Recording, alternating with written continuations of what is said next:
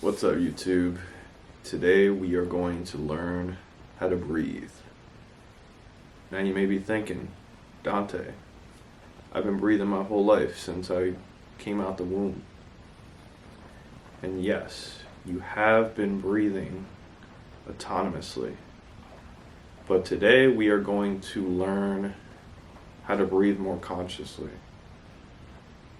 A lot of people, I would say the majority of people, are mouth breathers or will fall victim to some sort of mouth breathing at some point within their lifetime, as well as forms of anxiety or sleep apnea, high blood pressure, which could contribute to larger cardiovascular issues in the future.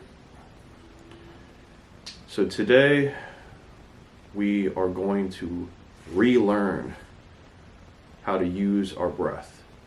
We are going to be talking about James Nestor's book, Breathe. So I have the book right over here, and I've read it, and I'm basically going to give you a summary of what I think is the most important or could be the most practical to your life. So I've laid it out here. We're going to start with the perfect breath. So according to James Nestor, or what he has found over his long decades of research, is that the perfect breath is a 5.5 second inhale and a 5.5 second exhale. Now, this allows you to get enough oxygen into your body, and it also allows you to build up a level of CO2 within your body. So we're going to talk about that later on. But more so, I use this metric as something to deviate into other techniques that you can actually just create on your own once you kind of have the model for how these other techniques are made. So following that, we're going to start with the three principles: nostril breaths and a reduction of mouth breathing. Like I said, a lot of people are chronic mouth breathers these days. And the reason it's more important to breathe through your nose is not only because it's better, you get better oxygen flow, but breathing it through the nose, it goes through this system of the turbinates, and it heats your breath, it moistens it, and it filters it through those nasal concha or nasal structures within your nose. If you're breathing through your mouth, there's no filtration, there's no warming, and there's no moistening of the breath. Okay. So the second principle is to slow down your breath. A lot of people, let's say when they exercise, start breathing very heavy. They start hyperventilating like this. The problem with that is that you're not getting any oxygen into your blood when you're breathing very fast like that. And you're also stimulating your sympathetic nervous system, where your body heat and your blood pressure is going to rise by taking those very, very quick, exasperated breaths. So you want to slow down your breath, and you also want to take a deeper inhale so you could reach the lower lobes of your lungs. If your breath is quick and exasperated, it's going to only reach the upper lobes of your lungs, which will stimulate the sympathetic nervous system. If you get way down into the lower lobes, it will stimulate the parasympathetic nervous system, which will create a sense of calm. It aids in digestion. It lowers your blood pressure. All these good things. So that's why we want to breathe slow. That's why we want to breathe deep. The third thing is conscious inhales and exhales. So, keyword conscious, because like I said, breathing is the only function of your body that can be controlled consciously and is also an autonomous function. I don't have a better word for it. But once we start to consciously inhale and exhale, we can extend or reduce the lengths of time that we're inhaling and exhaling. I used to do a lot of conscious inhales, but I never thought to do conscious exhales. As simple as it may seem, if you're never thinking about it, you're never actually going to do it.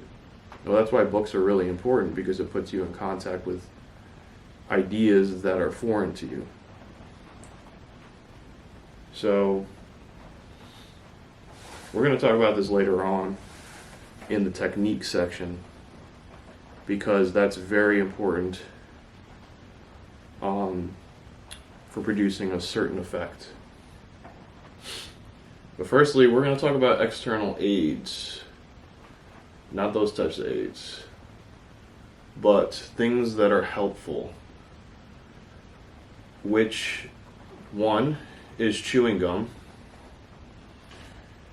Interestingly enough, breathing through your nostrils could help you get a better jaw structure.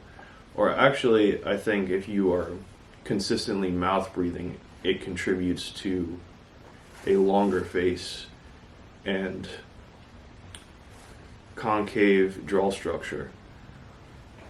So it's strange, but this pattern of mouth breathing leads to a structure that will have you consistently mouth breathing, and vice versa as well. If you're nose breathing, it will contribute to a better facial structure. But in order to get more of that facial definition, you're going to want to chew gum. There's mastic gum, there's phalum gum. I got this pretty tough gum. I don't think it's either of those, but I'm definitely going to try those out. And I've been chewing it so you can work this masseter muscle in your jaw.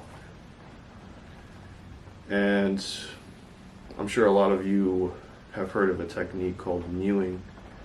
I didn't write it on the board, but perhaps it's important to talk about. That's probably the thing that people know about the most currently, I would say, is basically you try to keep the tongue on the roof of your mouth so that it promotes a more uplifted jaw structure. It just works the muscles in order to keep your jaw closed. And it's also easier to nose breathe that way. So the second one is breath strips. I bought a couple of these. I could throw out the brands and stuff for you guys up here. And those help a bit. I wear them when I sleep. But really, you can also, if you're just doing a breathing practice, you can also pinch your cheeks outward like this in order to stimulate the same effect that a breath strip will give you. It just opens up your nostrils a little bit.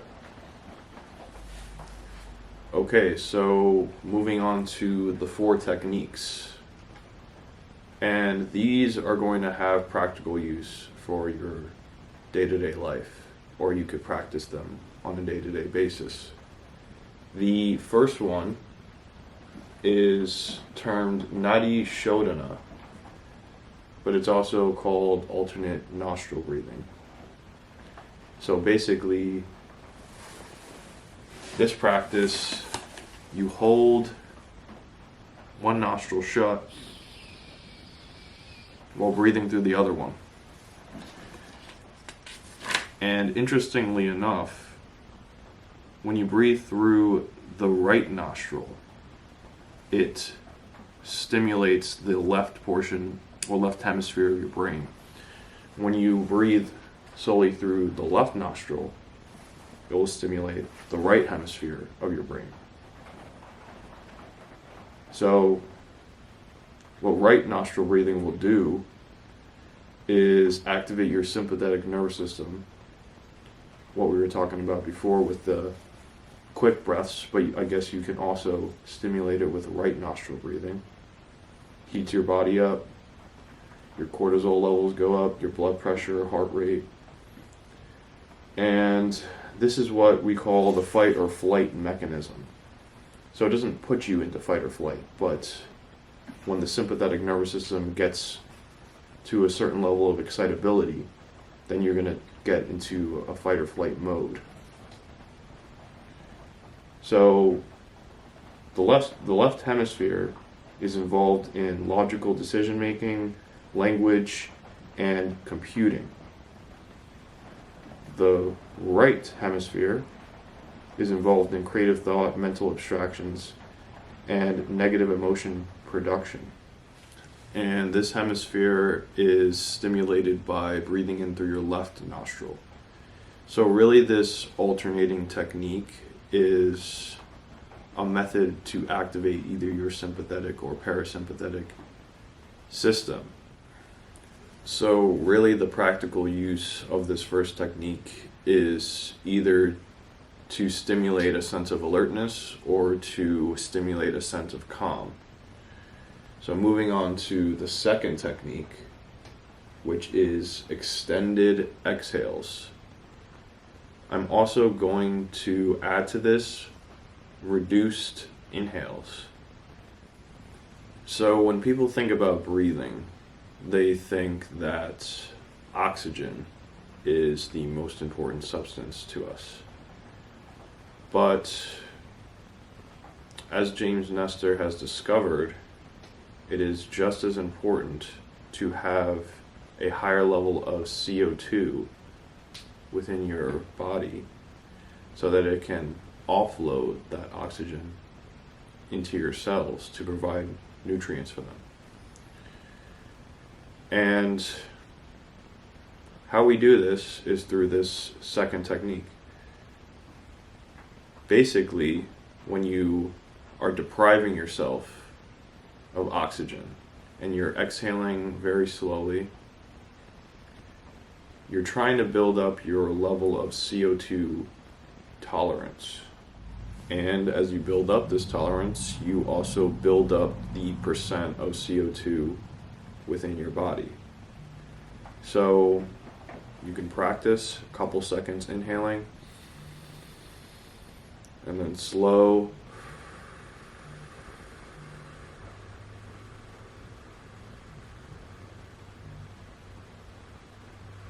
exhales.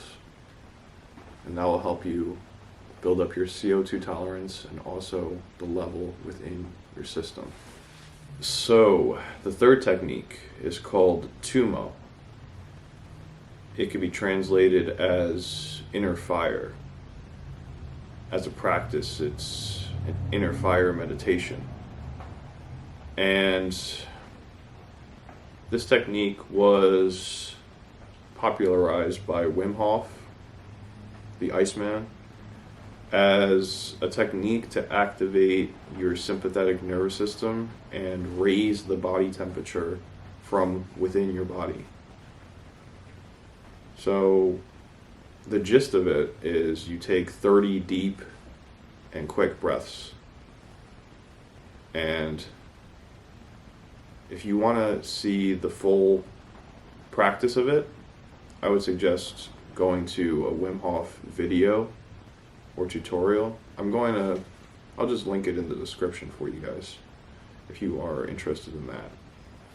The reason I'm not very good at explaining it is because I don't actually practice this one, but I believe it is very useful if you are perhaps a hiker or someone who lives in a high altitude or a colder climate, and it could be a good practice for you to build that inner body heat or that inner fire, so to speak.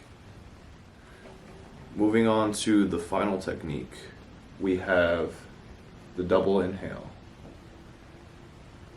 So this is actually my own technique, and I demonstrated it in my Demon Slayer video.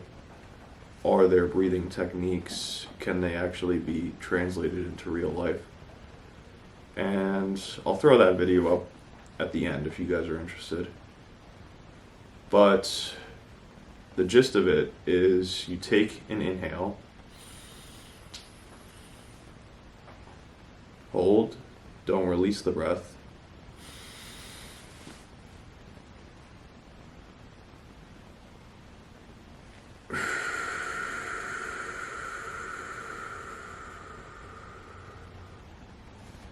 so the reason why you're taking an inhale and then you pause for a second and then thrust more air into a second inhale. What I think this does is sort of the opposite of the Tummo technique. It will stimulate a sense of calm through the parasympathetic nervous system. And from personal experience, it also gives you a rush of blood through your body, because you're holding your breath and your heart is pumping at the top and you're filling your capacity to the brim, and then you're just pushing all that blood to every corner of your system.